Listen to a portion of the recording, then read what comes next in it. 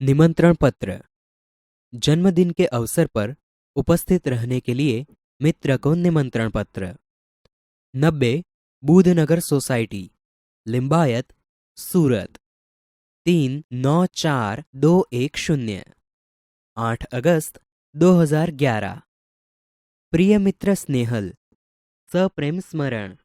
तुम्हें यह जानकर खुशी होगी कि अगले रविवार को मेरा जन्मदिन है। इस बार तो छुट्टी के दिन ही मेरा जन्मदिन है, इसलिए मैं अपने सभी मित्रों को बुलाना चाहता हूँ और उन सबको आज निमंत्रण भेज रहा हूँ। तुम जानते ही हो कि सालगिरह का दिन कितने आनंद का दिन होता है। उस दिन हमारे कई रिश्तेदार भी यहाँ आएंगे। बिपिन, साजिद, प्रशांत, सानिया आदि सब अवश्य आएंगे। मैं चाहता हूँ कि तुम भी उस दिन यहाँ जरूर आओ। यदि तुम नहीं आओगे तो हम सबको बुरा लगेगा। हम तो उस दिन सारा समय आनंद में बिताना चाहते हैं। दिन भर भोजन, जलसा, खेल आदि होगा और रात को सिनेमा देखने भी जाएंगे। मुझे आशा है कि इस अवसर पर तुम भी जरूर आओगे और मेरे उत्साह और आनंद को बढ़ाओगे। तुम्हारे माता पिता को सादर चरण स्पर्श, छोटे भाई कमल और बहन संगीता को प्यार। तुम्हारे आगमन की प्रतीक्षा करूंगा। तुम्हारा मित्र साहिल शाह। बधाई पत्र। सालगिरह यानी कि जन्मदिन पर बधाई पत्र। शांति सदन, रावपुरा, बड़ौदा, 10 अगस्त 2011। प्रिय मित्र साहिल, सप्रेम स्मरण। कल ही तुम्हारा पत्र मिला तो हम सब बहुत खुश हुए। हमें तुम्हारी सालगिरह का निमंत्रण भी मिला और यह जानकर विशेष प्रसन्नता हुई कि कल ही तुम्हारी सालगिरह है। इधर माँ कुछ दिनों से बीमार रहती है और पिताजी को तो सुबह 10 बजे ही दफ्तर जाना पड़ता है। दर्शना को भी सुबह स्कूल जाना पड़ता है और वह तो है भी छोटी। इसी कारण घर का बोझ मुझ पर ही है। अब तुम ही कहो, यह सारा बोझ किसको सौंपकर तुमसे आ मिलूं? मेरे दिल में तो बहुत होता है कि इस शुभ अवसर पर उड़कर तुम्हारे पास आ जाऊं, परंतु घर की स्थिति का विचार करके विवश हो जाता हूं और मन करते हुए भी नहीं आ सकता। तुम तो अब 1 साल बड़े हो गए हो। इस अवसर पर मैं तुम्हें बधाई क्यों न दूं? मैं तो चाहता हूं कि बार बार तुम्हारी सालगिरह आया करे और हमें खुशियां मनाने का मौका मिले। इस मंगल अवसर पर उपस्थित न रह सकते हुए भी मेरे दिल में तुम्हारे लिए शुभकामना है। मैं चाहता हूं कि ईश्वर तुम्हें चिरंजीव रखे और तुम्हारा नया वर्ष शुभदायी हो। तुम्हारा मित्र स्नेहल। आश्वासन पत्र। खेल महाकुंभ में असफल यानी कि अच्छा प्रदर्शन नहीं करने पर सखी को आश्वासन पत्र। मातृछाया, स्टेशन रोड, कालूपुर, अहमदाबाद, 17 नवंबर 2011। प्रिय सखी जागृति, सप्रेम स्मृति। आज तुम्हारे पिताजी से फोन द्वारा पता चला कि तुम खेल महाकुंभ में चक्र फेंक प्रतियोगिता में असफल रही हो। इस समाचार से मुझे बहुत दुख हुआ कि तुम्हारा इस प्रतियोगिता में प्रदर्शन अच्छा नहीं रहा। हमने तुमसे बहुत आशा लगा रखी थी कि तुम जिले में प्रथम आओगी। प्रिय सखी, खेल में हमेशा जीतना ही महत्वपूर्ण नहीं होता। अब जो कुछ होने वाला था हो गया है, इसीलिए उसका शोक न करना चाहिए और इस असफलता से निराश भी न होना चाहिए। असफलता भी सफलता का सोपान है। सफलता उन्हीं के चरण चूमती है जो अपने ध्येय प्राप्ति के मार्ग में डटे रहते हैं। अब निराश या हतोत्साह होने से कोई फायदा नहीं है। मैं चाहती हूँ कि अब तुम दुगने उत्साह से अभ्यास करो तो अगले साल तुम्हें अवश्य सफलता मिलेगी और तुम अपने जिले में ही नहीं, गुजरात में प्रथम आओगी। मुझे आशा है कि तुम मेरी बात मानोगी और अपने अभ्यास में मनोयोग से लग जाओगी। तुम्हारी सखी अवनी। अनुमति पत्र। प्रवास में जाने की अनुमति के लिए पिता को पत्र। जीवन भारती छात्रालय, स्टेशन रोड, दाहोद, 29 सितंबर 2011। पूज्य पिताजी, सादर प्रणाम। आपका पत्र मिला। सबकी कुशलता जानकर बड़ी खुशी हुई। आप मेरी जरा भी चिंता न करें। आपको सूचित करते हुए मुझे खुशी हो रही है कि हमारी कक्षा के सब विद्यार्थी अगले महीने की 17 तारीख को अजंता इलोरा की गुफाएं देखने जाने वाले हैं। मैं भी उस प्रवास में सम्मिलित होना चाहता हूँ। स्कूल बस की व्यवस्था की गई है।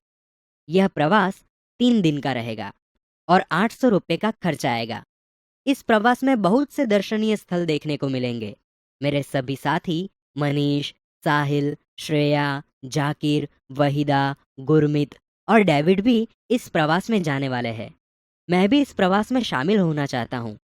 आप पत्र द्वारा इस प्रवास के लिए मुझे अनुमति देने और 800 रुपये मनी ऑर्डर से भेजने की कृपा करें। पूजनीय माता जी को सादर प्रणाम। सोनल को प्यार। आपका आज्ञाकारी पुत्र रमेश। प्रार्थना पत्र। छुट्टी के लिए प्रधान अध्यापक को पत्र। देसाई फलिया, भावनगर, 23 फरवरी 2011। सेवा में श्री आचार्य महोदय, डीए, सार्वजनिक विद्यालय, भावनगर। आदरणीय गुरुदेव, सविनय निवेदन है कि मेरी बहन की शादी आगामी 27 तारीख को निश्चित की गई है। मैं उसका एक लौता भाई हूँ। हम लोगों के यहाँ शादी की कितनी धूम रहती है, इससे तो आप अनजान नहीं हैं। फलतः मैं तारीख 24 से 28, 5 दिन तक विद्यालय में उपस्थित नहीं हो सकूंगा। पिताजी का पत्र इस प्रार्थना पत्र के साथ भेज रहा हूँ। आशा है आप मुझे यह अवकाश प्रदान करने की कृपा करेंगे। इसके लिए मैं सदैव आपका कृतज्ञ रहूंगा। आपका आज्ञाकारी छात्र मनोज पटेल। क्रमांक 25, वर्ग 8A। कार्यालयी पत्र। स्वास्थ्य अधिकारी को गंदगी के बारे में शिकायती पत्र। तारीख 20 मई 2011। सेवा में स्वास्थ्य अधिकारी महोदय, महानगर पालिका, बड़ौदा। मान्यवर, सविनय निवेदन है कि मैं गायत्री मोहल्ले में रहता हूं। यह मोहल्ला पिछले कई दिनों से ठीक से साफ नहीं हो रहा है। आजकल शादी का मौसम है। रास्ते पर गंदगी फैली है। पास के कूड़ेदान यानी कि डस्टबिन में सब जूठन डाल जाते हैं। बदबू के कारण पिछले 2 दिन से तो यह हाल हो गया है कि वहां से आना जाना भी मुश्किल हो गया है। आने जाने वाले सभी लोग परेशान हो रहे हैं। यदि गंदगी को शीघ्र न हटाया गया तो मोहल्ले भर में बीमारी फैल जाने का डर है। आशा है कि आप शीघ्र ही उसे हटवाने की व्यवस्था करेंगे। आपका विनम्र सेवक सुरेश भाई म परमार, गायत्री मोहल्ला, बड़ौदा। व्यवसायिक पत्र। पुस्तकें भेजने के लिए पुस्तक विक्रेता को पत्र। तारीख 10 जुलाई 2011। सेवा में व्यवस्थापक श्री गजानन पुस्तकालय, सुभाष रोड, वलसाड। महोदय, मुझे निम्नलिखित पुस्तकों की आवश्यकता है। उन्हें आप डाक से भेजने की कृपा करें। 1. नन्हा कोश, श्री रतिलाल नायक। 2. नालंदा विशाल शब्द सागर, श्री नवल जी। 3. बृहद हिंदी शब्दकोश, डॉक्टर श्याम बहादुर वर्मा और डॉक्टर धर्मेंद्र शर्मा। 4. साहित्यिक मुहावरा लोकोक्ति कोश, हरिवंश राय शर्मा। कृपया उपर्युक्त पुस्तकें उचित कमीशन काटकर शीघ्र ही VPP यानी कि वैल्यू पेएबल पोस्ट से भेजें। भवदीय प्रीति शाह, शांति भवन, MG रोड, राजकोट, 360001। डायरी शब्द अंग्रेजी भाषा का है। डायरी के लिए हिंदी में दैनंदिनी, दैनिकी आदि शब्दों का प्रयोग किया जाता है। डायरी में निजी जीवन में प्रतिदिन घटित घटनाओं का लेखा जोखा रखा जाता है। डायरी के पढ़ने से किसी व्यक्ति के जीवन में घटित घटनाओं, कार्यों या तथ्यों की जानकारी प्राप्त होती है। डायरी में व्यक्ति घटित घटनाओं के साथ साथ अपने मन में उठी प्रतिक्रियाओं की अभिव्यक्ति भी अंकित करता है, इसलिए उसमें वैयक्तिकता होती है। डायरी प्रतिदिन, साप्ताहिक, पाक्षिक अथवा मासिक लिखी जा सकती है।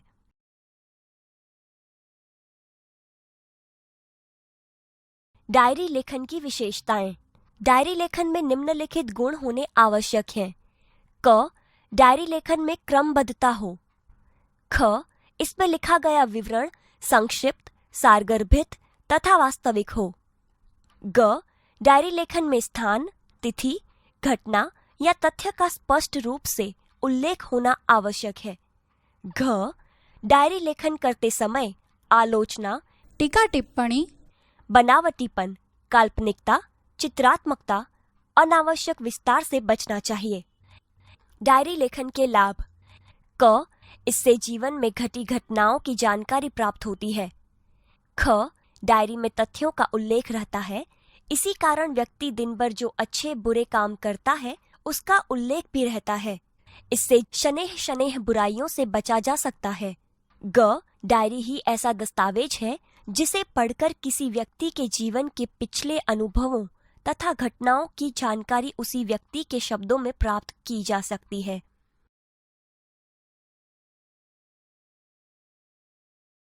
एक, अपने नए विद्यालय के पहले दिन की घटनाओं को अपनी डायरी में लिखिए।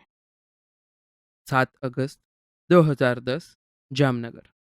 आज नए विद्यालय में मेरा पहला दिन था। मन में विभिन्न प्रकार के विचारों की उथल पुथल चल रही थी तथा अनेक अनजानी आशंकाएं अनायास ही मुझे डरा रही थी। 9 बजे पिताजी के साथ अपने नए विद्यालय आदर्श मंदिर में पहुंचा।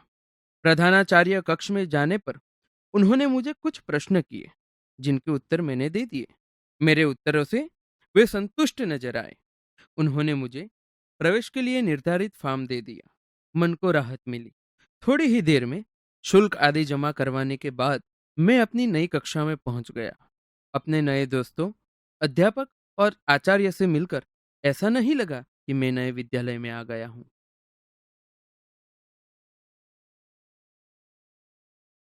2. वार्षिक परीक्षा के एक दिन पूर्व के अनुभव को अपनी डायरी में लिखिए। 5 अप्रैल 2012, राजकोट। कल वार्षिक परीक्षा का पहला दिन है। रात्रि के 1 बज गए हैं, परंतु नींद नहीं आ रही। कल विज्ञान और टेक्नोलॉजी विषय की परीक्षा है। यद्यपि सब कुछ दोहरा लिया है, तथापि मन में अजीब सा भय है। अचानक पिताजी मेरे कमरे में आए। मुझे जगा हुआ देखकर ढाढ़स बंधाया और बिस्तर पर लेट जाने को कहा। बत्ती बंद कर दी। बिस्तर पर पड़े पड़े भी नींद नहीं आ रही। पिताजी के चले जाने पर टेबल लैंप जलाया और पुस्तक के पन्ने पुनः पलटने लगा। थोड़ी ही देर में थककर बिस्तर पर पुनः लेट गया और न जाने नींद कब आ गई। बाल दोस्तों, आपने पत्र के प्रकार के बारे में जाना। पत्र लिखते समय कुछ बातें महत्वपूर्ण हैं, जिनका हमें ख्याल रखना चाहिए। आइए ऐसे ही कुछ महत्वपूर्ण बातें जानें और समझें। इतना ध्यान रखिए, पत्र में बोलचाल की सरल भाषा का प्रयोग करना चाहिए। पत्र में आवश्यक बातें ही लिखनी चाहिए। पत्र अधिक लंबा नहीं होना चाहिए। मित्र या सखी के लिए तुम और बड़ों के लिए आप सर्वनाम का प्रयोग करना चाहिए। पत्र में सबसे ऊपर बाईं और अपना पूरा पता और दिनांक लिखनी चाहिए। उसके नीचे जिसे पत्र लिखना हो उसको शिष्ट भाषा में संबोधन करना चाहिए। इसके बाद अभिवादन करना चाहिए। इसके बाद पत्र के क्लेवर में मुख्य विषय को अभिव्यक्त करना चाहिए। पत्र समाप्त होने पर बाईं और पत्र लिखने वाले का संबंध और नाम लिखना चाहिए। मित्रों, पत्र लिखते समय पत्र के प्रकार के अनुरूप संबंधन, अभिवादन और पत्र के अंत में किस प्रकार से लिखना चाहिए, इसकी जानकारी एवं समझ भी आवश्यक है, तो चलिए वह भी समझें। पत्र का प्रकार। संबंध, अभिवादन संबंधी शब्द, पत्र की समाप्ति पर लिखी जाने वाली शब्दावली। व्यक्तिगत पत्र। पुत्र पिता को, पूज्य पूजनीय पिताजी। आपका आज्ञाकारी पुत्र। पिता पुत्र को, प्रिय आयुष्मान अथवा नाम। तुम्हारा शुभचिंतक, शुभेच्छु।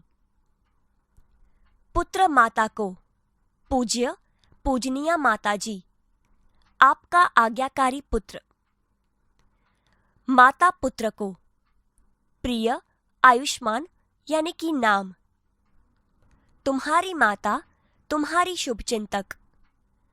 छोटा भाई बड़े भाई को, आदरणीय भाई। आपका स्नेहाकांक्षी, स्नेहभाजन।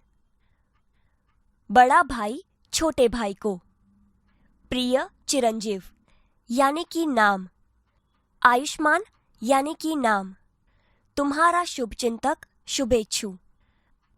बड़ा भाई छोटी बहन को, प्रिय यानी कि नाम। आयुष्मती यानी कि नाम। तुम्हारा शुभचिंतक, शुभेच्छु। मित्र मित्र को, प्रिय यानी कि नाम। अभिन्न हृदय, तुम्हारा मित्र, तुम्हारी सखी, तुम्हारा शुभचिंतक। शिष्य गुरु को, पूजनीय श्रद्धेय गुरुजी। आपका आज्ञाकारी शिष्य, आपका स्नेहभाजन। गुरु शिष्य को, चिरंजीव यानी कि नाम।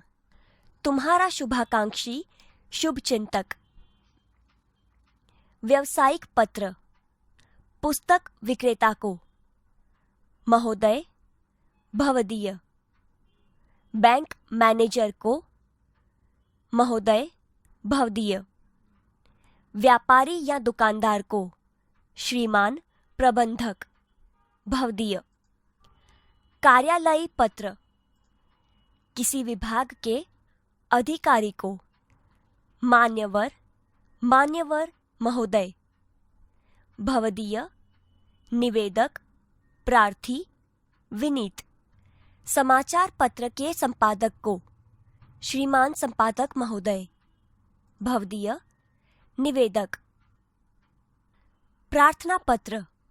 प्रधानाचार्य को, श्रीमान प्रधानाचार्य महोदय।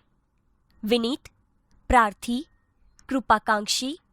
आपका आज्ञाकारी शिष्य, आपकी आज्ञाकारिणी शिष्या। किसी अधिकारी को, मान्यवर महोदय। निवेदक, प्रार्थी, विनीत, निवेदिका।